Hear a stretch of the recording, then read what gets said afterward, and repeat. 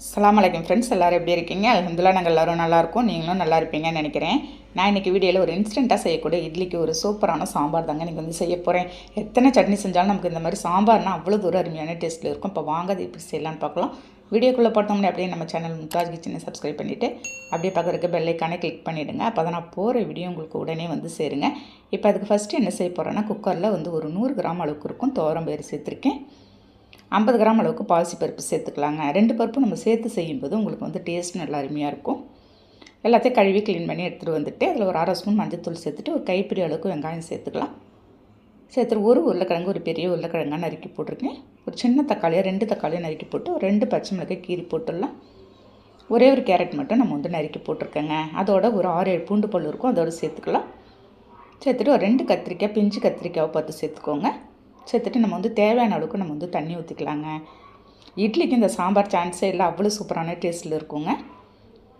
நம்ம வந்து ஒரு 2 விசில் விட்டு எடுத்துட்டாலே போதும். உங்களுக்கு காய்கறி அந்த பருப்போடு எல்லாம் சேர்ந்து நல்லா மேஷ் ஆகி வந்துடும்.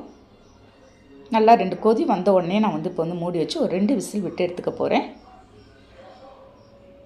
கரெக்டாக ஒரு 2 விசில் விட்டிங்கன்னா ரொம்பவும் குழையாத உங்களுக்கு கொஞ்சம் பருப்பு அந்த காய்கறி எல்லாம் கொஞ்சம் கரெக்டான ஒரு கன்சிஸ்டன்சிக்கு உங்களுக்கு வந்து வந்திருக்கும் பாருங்கள்.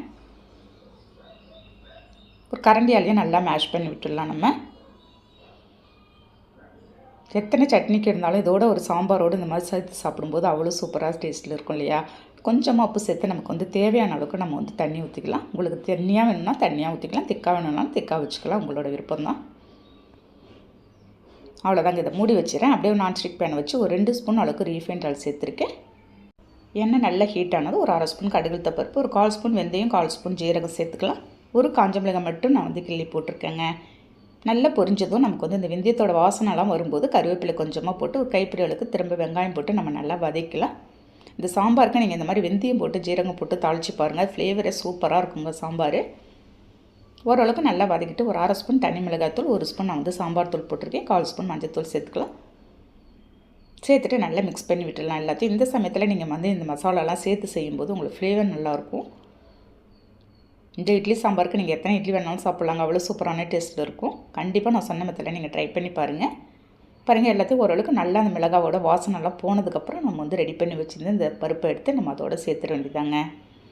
சேர்த்துட்டு ஒரு 2 நிமிஷம் நல்லா கை விடாத நல்லா மிக்ஸ் பண்ணி விட்டுருங்க. கொதிக்கலாம் வைக்க தேவையில்லை. நம்ம பாருங்கள் நல்லா மிக்ஸ் பண்ணி விட்டு ஃபைனலாக நான் வந்து மல்லியில் கொஞ்சமாக தூவி அப்படியே மூடிட வேண்டியதாங்க.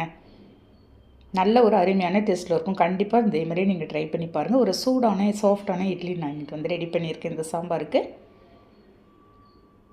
இந்த சாஃப்டான இட்லிக்கு சூப்பராக இருந்துச்சுங்க. இது கூட நீங்கள் வந்து எதுவுமே தொட்டு சாப்பிட வேணாம், அவ்வளோ அருமையான டேஸ்ட்டில் இருந்துச்சு.